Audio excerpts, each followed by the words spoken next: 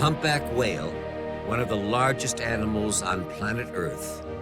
For the Ocean Vet team, they represent the biggest animals they've ever worked with. I don't want to spook it. It's right here. Oh my gosh. In this incredible episode, Neil will be using a modified bow to perform a unique humpback whale toxin study. Biopsy taken. We've got the biopsy. Don't put the boat out of gear. Neil and the team will utilize the tiny Ocean Vet inflatable, getting dangerously close as massive male humpbacks compete for female attention. Under the water, they come face to face with these ocean giants, swimming with them in what proves to be the most magical of all their wild encounters. All right, the one on the left is the one. In recent years, these gracious and powerful mammals have been protected. But now the presence of man-made toxic chemicals in the ocean could be seriously affecting their health. Persistent organic pollutants come from pesticides, solvents, plastics, and other industrial processes. Once ingested, they can cause serious health problems that can lead to the animal's death. One's right on the left, to the left. The Ocean Vet team's mission to sample blubber and test for these chemicals should prove that so much more needs to be done to ensure these wonderful animals have the best chance of survival. Perfect. Didn't even flinch. Didn't even flinch.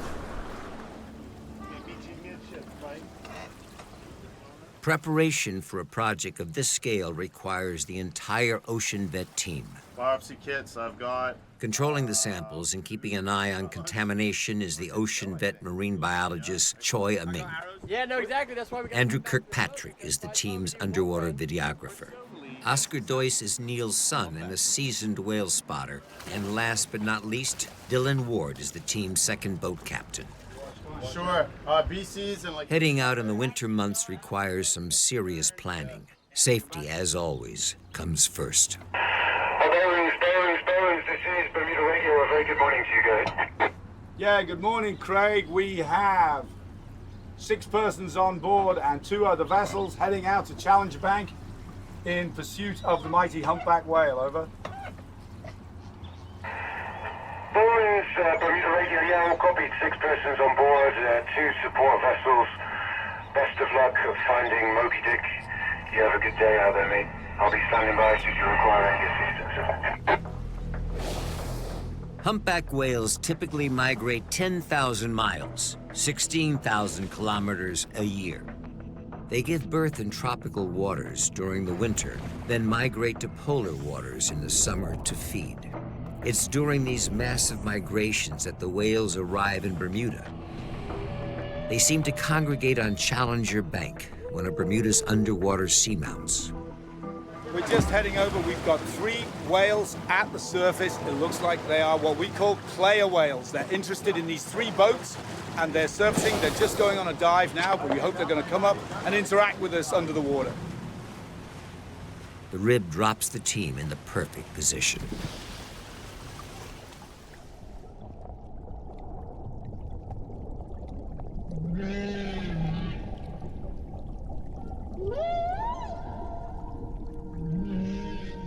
Neil's incredible diving abilities enable him to hold his breath for much longer than most.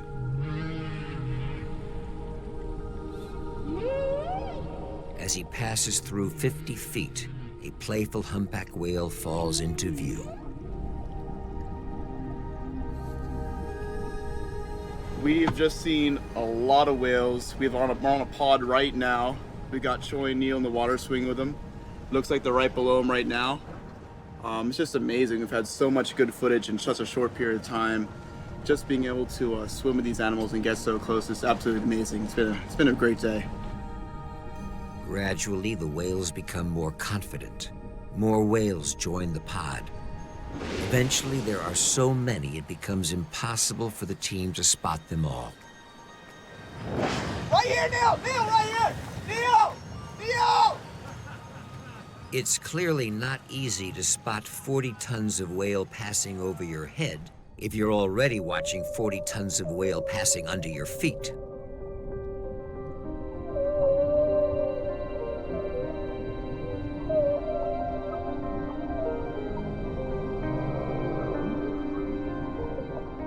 The whales are now fully interacting with the team. They appear to be intrigued by Neil, Choi, and Kirkpatrick in the same way the team are intrigued by whales. There is undeniable intelligence. It's thought that humpback whales may share our kind of intelligence. They have specific brain cells previously thought to only exist in humans. The result is cognitive awareness. They are emotionally driven and highly social creatures.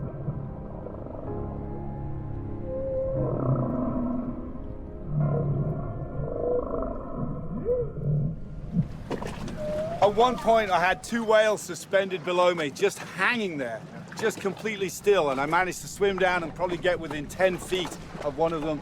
And then as I got down to him, he turned and gave me a full profile, looked me in the eye, and swam away. Priceless. When you swim with these whales, you get a profound sense of respect and empathy for these creatures. It is, it's just a privilege to be able to swim with them like that. Endurance, endurance, endurance. This is bones, bones. Come back. There are several whale spotting boats on Challenger Bank. Communicating with these boats provides the Ocean Vet team with specific coordinates to the whales' locations. The report confirms several pods on the southeast corner of Challenger Bank, an area well known for its abundance of wildlife. This is the location for the first biopsy attempt. The health of these whales is being threatened by the amount of plastic being dumped into the oceans. And as these whales filter feed, they take in 50,000 liters of water, including all these little microplastic particles that break up. These animals are so beautiful, so gracious, and we are poisoning them. That's why it's important to me. So we have a whale ahead of us. He's lying on his side. He's waving his pectoral fin at us. He seems really comfortable. We're going to try and get a biopsy right here, right now. Forward, Choi. Yeah. Forward, Choi. Yeah. Forward, Choi. Oh, no! No. I was too close. I allowed for a foot of drop, and it only dropped 6 inches. It went clean over the top of his back. Keeping up with the whales is extremely challenging. The sea is rough and the boat is extremely small. If a whale breaches and lands on top of the boat, it would seriously injure everyone. Here. Good. Stop the boat, You run over the... I did. I'm retrieving the line.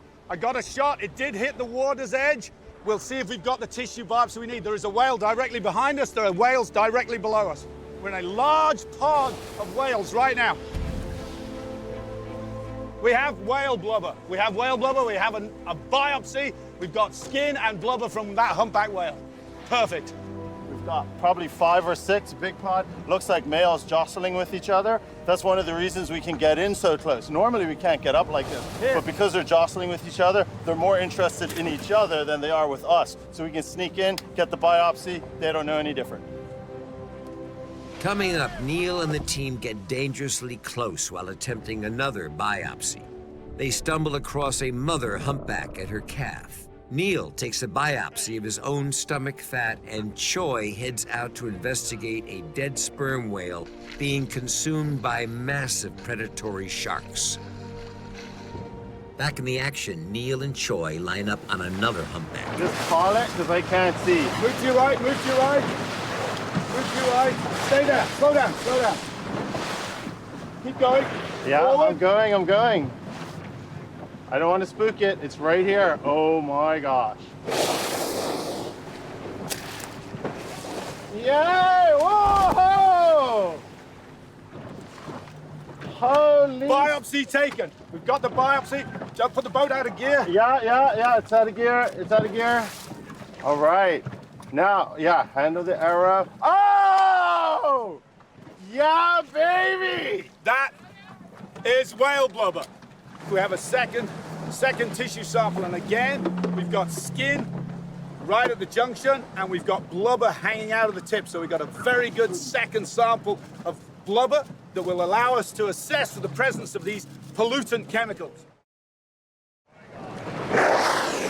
So the team have obtained their second biopsy. By the sound of the crew, it went rather well. The animal was keen to remind the team not to get too close to its enormous tail. Collecting the other 3 biopsies took some time, but eventually Neil and Choi got what they needed for a successful toxin study. Okay, so what we're gonna do now is transfer our samples that we got on the boat out of the biopsy tips into some glass vials for freezing. Lay this flat. Yeah. I'm going to push this sample in past the barbs. You should be able to pull and extract it. Look at There that. is the sample. Beautiful core. So we have skin at the top. Yeah, blubber layer blubber underneath. Yeah, and the blubber layer, this fat layer here, that's where things like persistent organic pollutants, any kind of pollutants tend to hang out inside the blubber tissue, and because whales are so fatty, they typically carry a lot of it. So there's one sample ready to go. We're gonna freeze these, put them in a deep freeze, and then they're gonna get sent off to Dr. Ken Drouillard at the Great Lakes Institute for Environmental Research. And what they're gonna do is do a toxicology study on these and just let us know what they find. So we're really excited about this, and all in all, that little sample, that is an awesome success. Yeah. That sample is priceless. Okay, Are we good to go? I think we're good to go. We're good to go. Next, Neil is going to attempt to take a biopsy from his own stomach fat. This human tissue will be tested for the same toxins as the whales. The results will be used as a comparison with the humpback results. Before they get the chance to do that, they come across something rather special. We're here on Sally Tucker's Bank, just off the southwest edge of Bermuda, and we've come upon a mother humpback and her calf. They've made a 1,000-mile journey up from the Caribbean, and she's been nursing the calf. We've just sent the helicopter overhead to get us some aerial views of this amazing scene.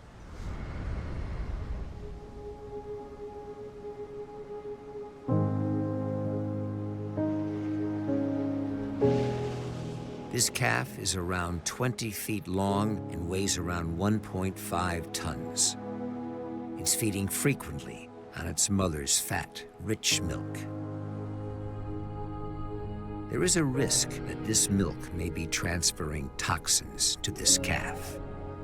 As this young whale feeds, it may be innocently inheriting the health problems associated with these toxins. The very essence of life for this calf could be playing a key role in transferring contaminants from one generation to another. After working so closely and also swimming with these whales, I've developed a profound sense of empathy and respect for them. They've evolved over millions of years into highly intelligent creatures. Man started slaughtering them for their blubber in the late 1500s, and sadly, although illegal worldwide, we know the practice does still continue. If our research reveals the presence of toxins in these animals, perhaps we can all give consideration and thought to stop treating our oceans as some massive garbage dump. Back on dry land, Choi is preparing Neil for a rather unusual surgical procedure. So Choi and I here at Ensmeet, where I work on a daily basis, I'm going to use the same biopsy cutting tip that we've used on the whales on myself to show that this is not that bad a deal. I'm going to take a sample of my fat so that I can look for the presence of the same toxins that we're looking at in the whale. We're going to use a very sharp cutting tip to make the first hole. I'm a little nervous about this. I've never done this before. So I'm just going to be brutal. I'm going to push this in. I'm going to cut my skin right the way through like that. I've cut the skin. There's the skin popping out. I'm now going to place the cutting tip on here, push that in there, and I'm going to drive it in. Like that. I've now got a large sample of my own body fat in this device. There is no denying Neil Burnie's commitment to the cause. He's just removed a large chunk of his own body fat and hardly flinched. In comparison, both samples are a similar size, but the whale blubber is considerably more rigid. So you can see from looking at this that we've got exactly the same thing. The difference is my skin is not black. My skin is kind of pink, and the blubber, instead of being white in the case of the whale, is somewhat yellow. Next, we're going to place Neil's fat sample in one of our solvent rinsed glass vials, and then it's going to be sent off to Dr. Ken Drouillard at the University of Windsor for analysis with the whale samples that we've taken from the biopsies. Sticky stuff. And finally, the final step is just to place a couple of little stitches in the skin to close this up. Job is done. This is how much it means to me to protect our oceans. During the biopsy, reports of a dead sperm whale surrounded by multiple sharks reached the team. The whale's blubber is an incredible source of energy for these sharks. Eventually, they will consume the majority of the meat, and the sperm whale will slowly sink to the bottom of the ocean. To get closer to the action, Choi has climbed onto the whale. With hungry sharks in a feeding frenzy, this is extremely dangerous. This is absolutely mental. This must be what it's like to be prey. Choi moves his cameras right into the feeding zone, capturing some stunning video of tigers ripping and sawing large chunks off the whale. This type of wild feeding is very rarely seen. It goes to show how efficient the marine ecosystem is at recycling energy back into the food chain. Look at that! Look at the sawing motion! Oh, full mouthful. This is probably the most unbelievable thing. 3 full-grown tiger sharks feeding off a whale carcass out to sea while I'm sitting on it. Unreal. Choi's experience with this sperm whale is a stark reminder to the importance of their humpback toxin study. As is the case of the baby humpback and its mother, these sharks will also ingest any toxins that reside in the sperm whale blubber. It's another reminder of how man-made chemicals can pass through the marine ecosystem. Okay. You're Dr. Ken? Yes, sir. Dr. Ken, I'm pleased to meet you. I'm Neil Burnie. How are you, man? 5 months have passed. Samples have been analyzed by Dr. Ken Drouillard, a professor in contaminant and bioaccumulation modeling from the Great Lakes Institute for Environmental Research in Canada. Ken has arrived in Bermuda to reveal the results. So, Ken, it's now 5 months since we took those biopsies from the whales and one from me. I'm dying to know what kind of results you've got from your studies. Well, the good news is the samples came in really well preserved and intact, nicely labeled. We were able to finish the analyses. When we looked at the whale samples that you brought to us, a couple of interesting results came about, first of all. First, there were 6 whales.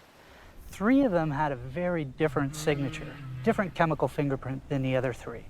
So one group of whale is basically more enriched in the industrial chemicals like PCBs.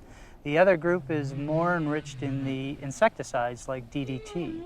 And when we compare that across different whale populations, what we found is that one of these groups of whales tends to resemble a little bit more of the signature that's closer to the sort of the Atlantic populations that have been sampled in the past. That's what we would expect from Bermuda. Right. But then the other group tends to look a lot more, the ones that are enriched in the pesticides, tends to look more like populations that have been sampled around the west coast of North America. So, and again, without not knowing the life history of these samples, it does tend to suggest that these whales have different movement profiles. Okay, he's coming up to the surface. Right, Neil, pace it, ready, yeah! Ken's results suggests that the whales are using Bermuda as a mid-migratory meeting point. They also show it's possible to work out where they spend their time by understanding the concentrations of chemicals present in different parts of the world's oceans. So I guess we should talk about your results, Neil. Of course, we should talk about my results, yes. Yes, please tell us about his results. All right. So the good news is you have much lower concentrations than what we've seen in the whales. But in terms of your whales do have higher levels. And there, if we compare them to the toxicity thresholds for the same types of compounds, they're about 1/10 of where we start to expect to see reproductive impacts and other associated effects. But comparatively, my fat to their fat out of their blubber, they're in worse shape than I am. They're in worse shape than you. So here, somebody who's living in an industrialized society, eating food out of plastic containers, sitting on flame retardant enriched furniture, and breathing a bunch of smog in the cities in England that I lived in, I'm way better off than these poor whales who are swimming in what until now we used to consider is a pristine ocean. It's food for thought and something that we should all be very aware of. We are poisoning our oceans. Here are these whales, they're ingesting food and they're swimming through a poisoned ocean, and it's all man-made chemicals. Exactly. It's a sobering thought. So Chris, look, great to meet you, man. What are we doing out here today?